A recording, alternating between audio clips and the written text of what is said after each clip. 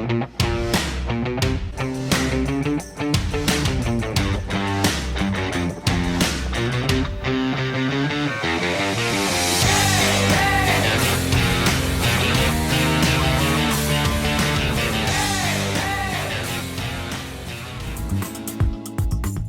Rosie and Bill Show wish to thank our primary sponsors. The Mallon Agency, located in Springfield, PA, where they take pride in exceeding expectations every time. The Roselli Agency. Brian and his team of insurance professionals have been serving the needs of Chester County for more than 2 decades. Anthony DeCecco and our friends at Tennis Addiction are ready to serve all your tennis needs at their beautiful facility in Exton, PA.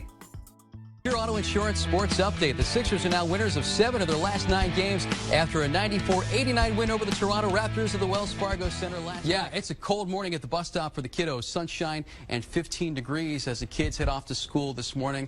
They need the layer. We're seeing that wreaking havoc, especially on the Vine Expressway. The Vine 676, we're keeping tabs of this tractor-trailer accident on the westbound side right at 76. Let's head outside. It feels like it's in the teens here in the Philadelphia area. But yeah, you're right. We were in the 50s yesterday. 40s on Saturday. Really up and down around here. Last week, Thursday and Friday, we had temps in the upper 20s. Welcome, everyone, to the Rosie and Bill Show. Our guest this week is a talented and versatile broadcaster who's been on the airwaves in the Delaware Valley in all sorts of forms and fashions for many years. And during that time, he's interviewed some of the biggest names in music and in the world of Philadelphia sports. Please welcome to the Rosie and Bill Show a man who was once told, "You sound like shit on the radio," just before getting promoted. And we're so happy to have him here with us tonight. And we'd promote him if we could. Jason Lee. Jason, great to have you tonight on the show. Thanks for joining us. All of a sudden, I wish you were my boss, Bill. Thank you. Thank you. It's, you know what? It's great to be with you too. And I want to say, first of all, before we get involved in the conversation, I totally agree with giving Rosie top billing. Why, thank you. Thank you very much. It's funny because, he actually was the one lobbying for that. I was like, no, your name should go first. He's like, no, it doesn't sound as good. I'm like, okay, whatever. Jason, I have to get back to that intro. What happened?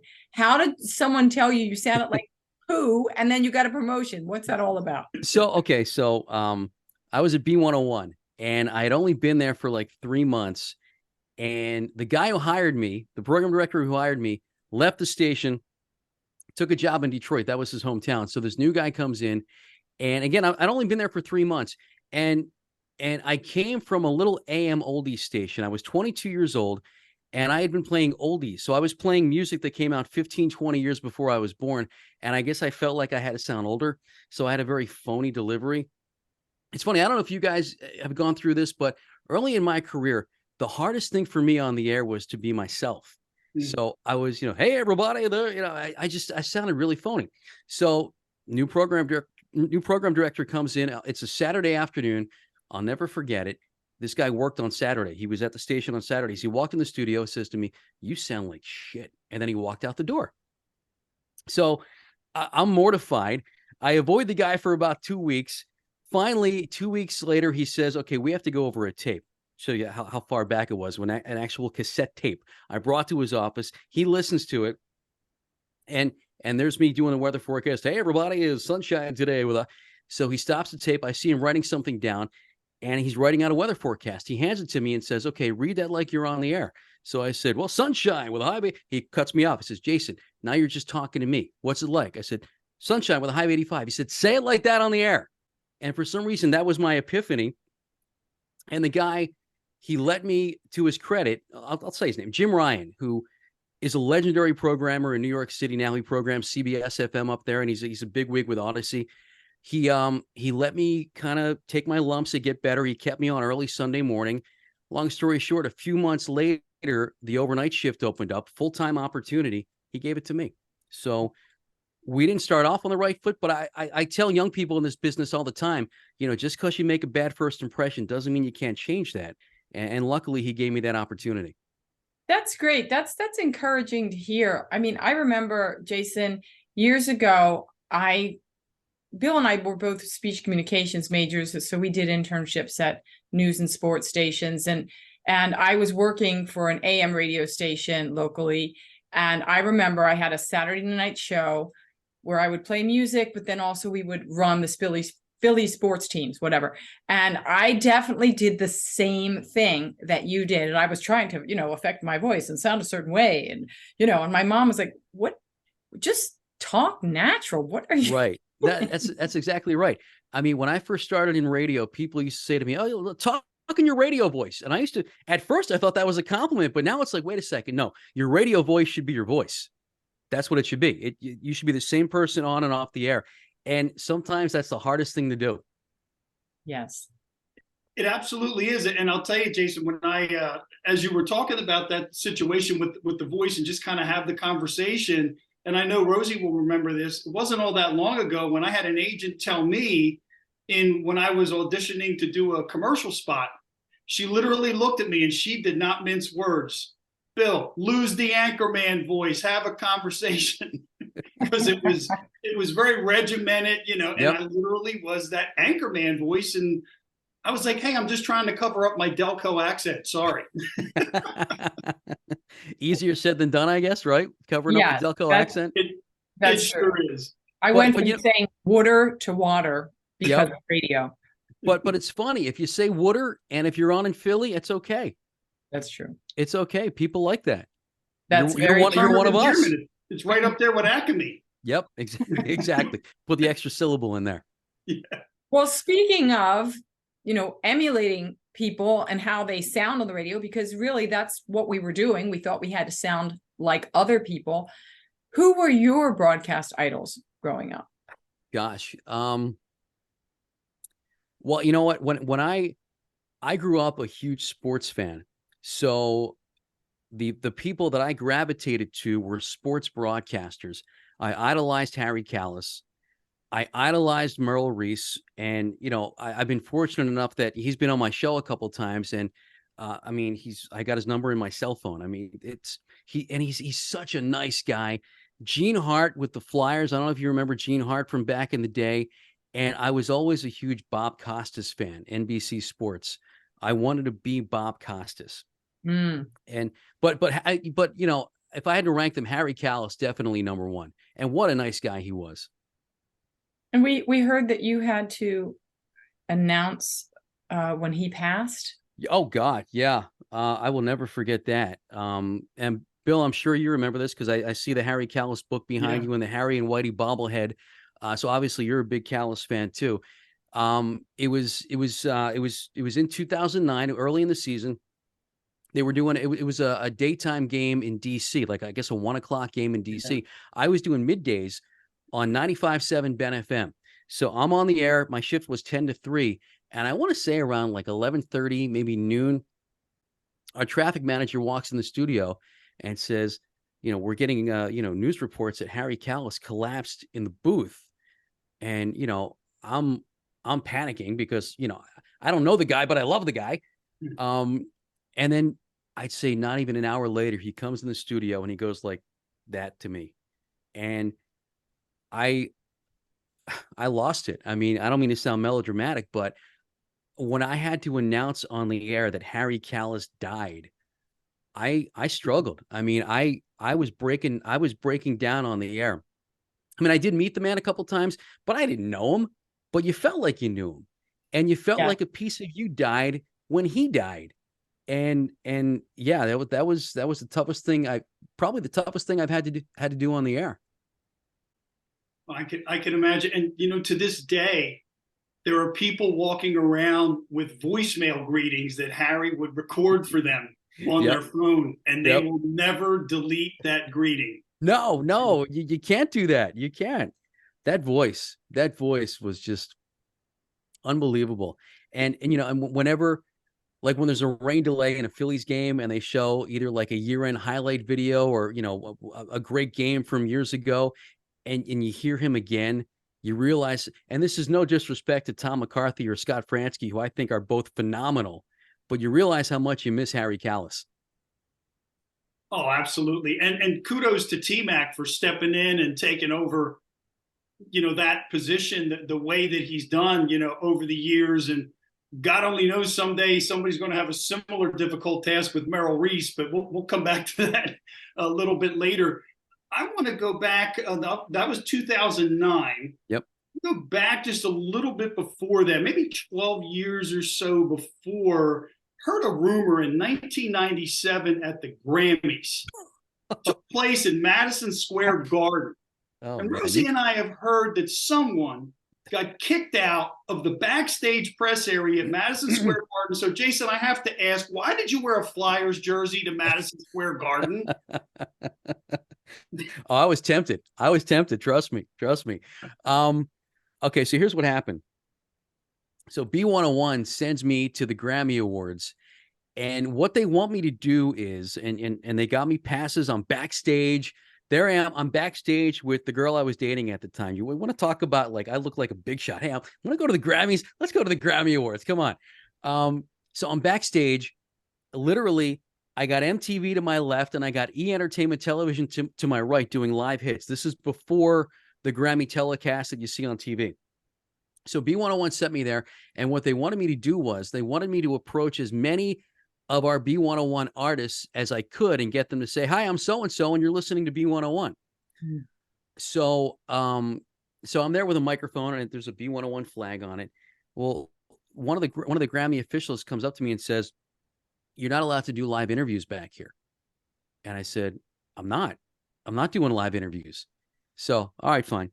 Well, then they saw me, like accosting Gloria Estefan and Celine Dion, trying to get them. And they're like, "I told you can't do live interviews." I said, "I'm not. These are recorded. I just want them to do a station testimonial." Well, they kicked me out for that reason. So I was back in my hotel room before the Grammy show that you see on TV even began. But I got Gloria Estefan and Celine Dion, so my boss was happy with that. Well, that was cold. Boy, they didn't mess It around. really was, because there were other people. There were some New York radio people there doing live interviews, and I wasn't. But it is what it is. But it's one of those, like, at the time I was upset, but I've got a great story I could tell. Well, you do have a lot of great stories. And we understand also that there's a story from when you interviewed James Taylor on B101 that turned out maybe not quite as you'd hoped. You guys do your research, don't you?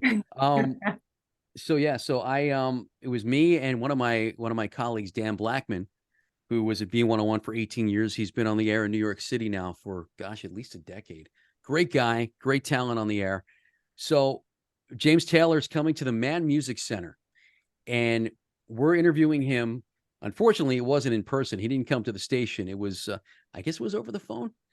So I find what I think is this great factoid about James Taylor, that he still gets really nervous before every show. And I'm thinking to myself, gosh, this guy's he's a legend. He's been doing this for decades, but he still gets nervous before every show. What does he do to calm himself down?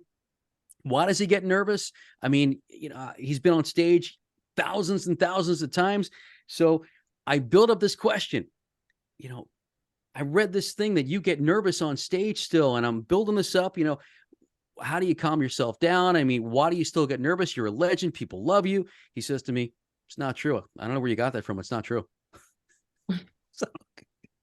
So what I had to do was just, all right, that's what I did. I'm like, tear that up. I don't know where I got that from, but it's going away. And we just moved on. Yeah, and you couldn't cut it out. Like, right, we couldn't. I mean, he laughed it off, and looking back, I can laugh it off, but at the time, I was a young guy in the business, and I was mortified at the time. Like, oh my gosh. I mean, I asked this bad question to a legend like James Taylor, but those. I thought maybe you were going to ask him, how life was with Carly Simon, but that, that could have been my next question. Or, were you the one that You're So Vain was based off of? But I guess we found out. Well, it was Warren Beatty, right? It was Warren Beatty. That's right. But at the time, we didn't know. And I will tell you, Jason, I remember somewhere hearing that same little factoid that you just said, that he gets nervous. Okay, that's something that was going around. So I'm not crazy. No. Well, at least in this regard.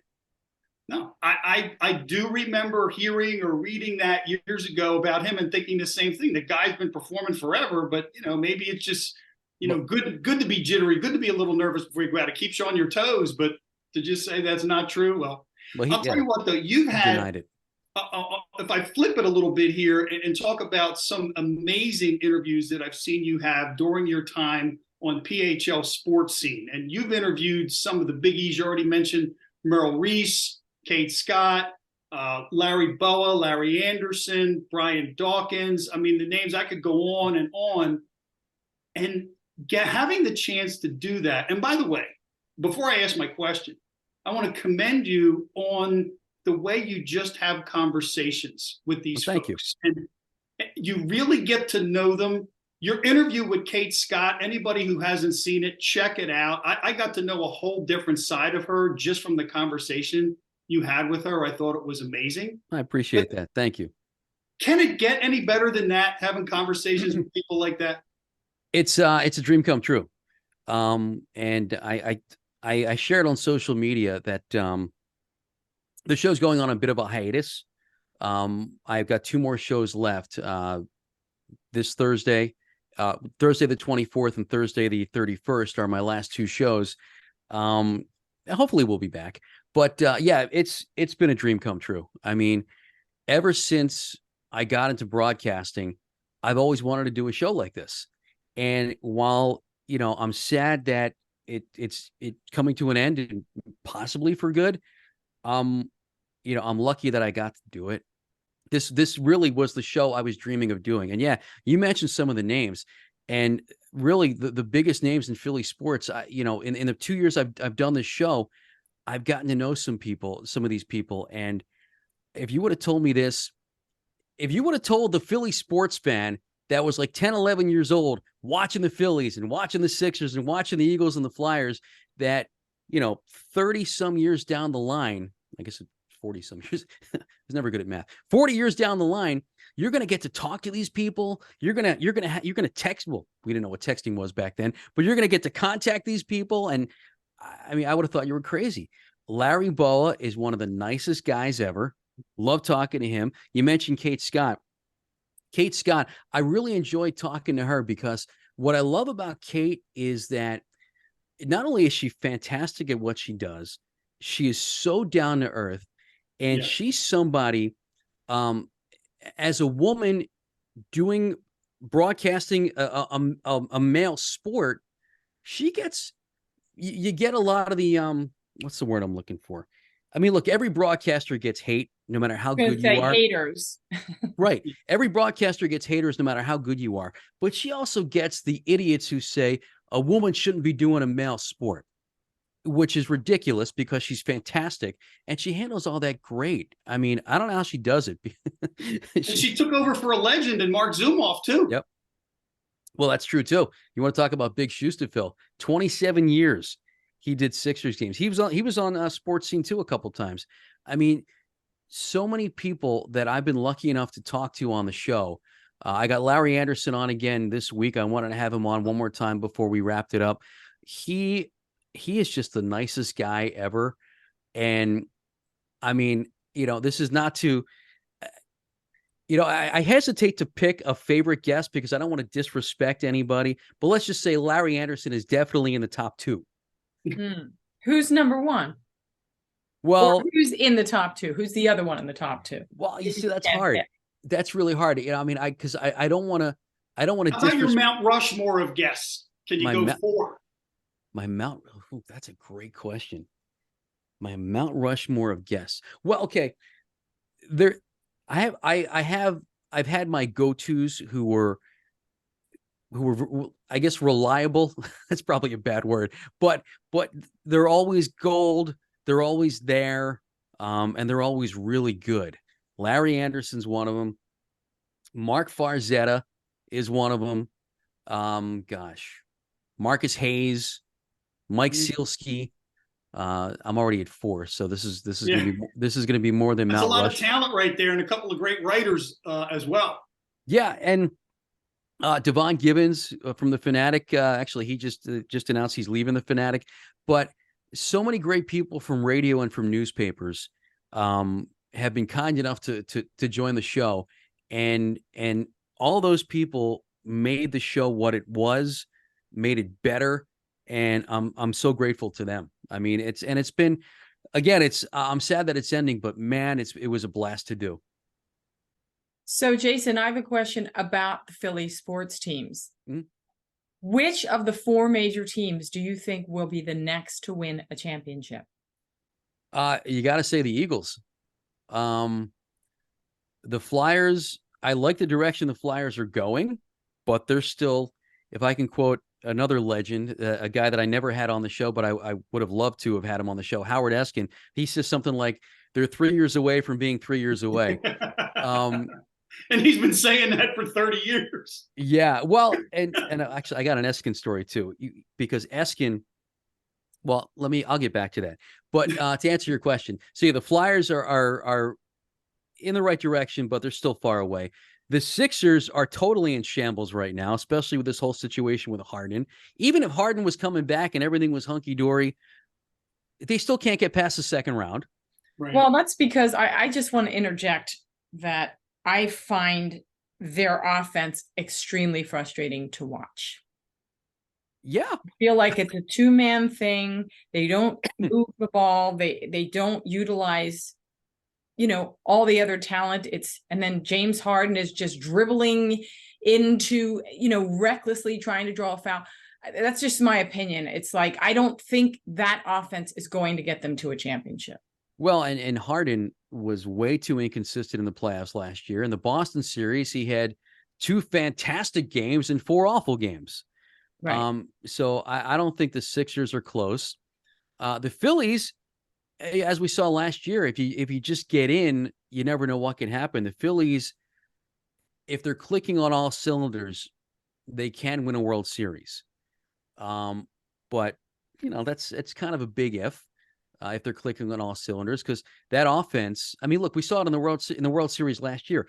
They were no hit in the World Series. For some reason, that lineup can go dormant, and when they all, it seems like they all stop hitting at the same time. Yeah. So the Eagles, you look at the Eagles. They got a great leader in Jalen Hurts. They got a great head coach in Sirianni. And listen, I was one of the people who made fun of him a couple years ago when he made that flower analogy. You got to water the flower, and you got. Yeah. I mean, everybody made fun of him, including me. But from that point forward, it seemed like that resonated with the team. That's when the team turned things around. So I got to give the man credit. I don't really see too many weaknesses on the Eagles. I mean, their punter isn't very good, but hopefully they won't be in punting situations very often. Their backup quarterback is not very good. Although, who was it last week? The fourth stringer, Tanner McKee, was that his name? He good. Looked good. Mariota did not look good, but as a lot of people have said, and I agree with, if they get to the backup quarterback, they have a problem anyway. So, well, I heard they took Mariota outside of the link, and they were just having him throw the ball to see if he could hit the stadium, just to get his confidence back up. Did it work? We'll find out this coming week, because it's a shame, because he's had his ups and downs, but he couldn't hit the broadside of a barn. And Tanner McKee was really pinpoint. He looked like Nick Foles out there a little bit. Yeah, he looked good. He looked good. But Rosie, to answer your question in my usual long-winded way, the Eagles are the next team, I think. We'll take it. Yeah, and I would say this, Jason, for what it's worth, and I just kind of, and you just touched on a lot of what I was going to ask you about in terms of mostly the Phillies and the Eagles, because the Flyers and Sixers, they haven't really started yet, but I love the way the two of you, and Rosie knows her basketball, trust me, and she's kicked my butt in basketball on multiple occasions too. So, I'd be a lot better if it wasn't for that whole dribbling thing. I'm not sure why that's necessary. And if it was full contact basketball, I'd be a lot better. But that aside. Got it. Okay. The Phillies, right? Watching them, those couple of games against Washington, and it's like, what happened? To your point about the offense, even the pitching, and then they come out against San Francisco when it really matters. And as we're recording this episode just last night, that offense came alive. Yeah, it did. It did. And hopefully it can stay warm, especially against the team that they're head-to-head against for that top wild card spot. Well, it seems like they at times play down to the level of their competition. I don't know why they do that, but yeah. But last night the offense was clicking. They finally got a good game from Nola. It didn't seem like that in the first inning, but he had like 28 pitches in the first inning. But then he was amazingly efficient after that. I still don't get why Kyle Schwarber is batting leadoff. It's because he's a threat to steal. Yeah, right. Sure. To steal what? Just like Ricky Henderson. Yeah, exactly. I mean, I thought I heard Rob Thompson saying he likes to bat Schwarber leadoff because the opposing pitcher has to think about that when he goes to bed the night before. But if you bat him second or third, the opposing pitcher still has to think about that. But now you got one or two men on base. You got Bryson Stott or Alec Boehm on first or second. Yeah. How many solo homers has Schwarber had? I mean, right. And he went through, this was, I want to say a couple of weeks ago, he went through 12 or 13 straight plate appearances without putting a ball in play. It was either a strikeout or a walk. I mean, he could have gone up there without a bat. It's just crazy. Right. But Topper bats him leadoff. So I don't know. Yeah, sometimes we don't know. We don't have the insight into their strategy, but I don't think too many people thought they were going to make it to the World Series last year, the way they looked midseason. And That's true. Then we all got Phillies fever. So maybe he can pull it out again. It would be you never know. You never know. You get in, and you don't know what can happen. Right. Because anybody can beat anybody else on any given day. That's true. And we wish that it would have happened last year, but it didn't. So let's see what happens. Well, Jason, this has been awesome. Thank you so much for coming on the show and chatting with us. And that's it. That flew by. I know it flew by. Well, it really did. Before we go, now you've mentioned that this was your dream job, what you're doing now, that's going to be on a bit of a hiatus. Is there anything else you aspire to that you haven't done yet? You know what I'd love to do, but that I haven't done, and it goes back to the question you asked me toward the beginning of this conversation about my broadcasting role models. I've always loved Harry Callis and Gene Hart and Merrill Reese, but I've never done play-by-play. I would love the chance to do play-by-play. So if anybody from the Phillies is watching this program right now, give me a half inning, maybe. Let me just slide into the booth. Listen, I'll give Scott Fransky a break. Okay. I know LA, we've got good chemistry. Let me do it. Wow. You've heard it, folks. Listen to him. Give him a shot. He's great. Well, thank you. I'll tune in. I'll be looking forward to it. Definitely. Well, Jason, thank you so much for coming on, and we'll have to have you back, especially during the football season, and talk some Eagles. We've got a lot more to talk about. And I want to say, Bill, you mentioned earlier about how you like how I have a conversation with guests. You guys, this was a conversation. This was not an interview. This was a conversation, and I really enjoyed it. Thank you for having me.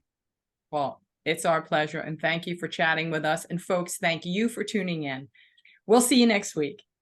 This is the Longport Dog Beach. Take a look around. This is one of the few beaches in New Jersey where dogs can roam around without a leash. You know the term rough seas? Well, here, that's taken quite literally. How many times in any given day, Maury, do people come up to you and say, Maury, just tell me I'm the father? That's got to happen a lot, right? PHL 17's Jason Lee standing by. Jason, we can now cross off one of those big free agents off the Phillies shopping list. Yeah, Nick, Manny Machado has said it's not just about the money for him. He wants to win. So where does he go? San Diego? So you're on Twitter at Bernie Perrant, Instagram at Bernie Perrant1, Facebook Bernie Perrant. So yeah, again, a great follow on social media. Let's talk your forte now, goaltending. Carter Hart has pretty much almost single-handedly turned the Flyer season around. What do you think makes him so special? I wish we had smell-o-vision and not just television, because this place smells amazing. We're at Mrs. Brizzle's in Sea Isle City. The breakfast crowd is already here. It's always packed at this place because the cinnamon buns are legendary. Take a look in the oven. These scrumptious cinnamon buns are getting baked as we speak.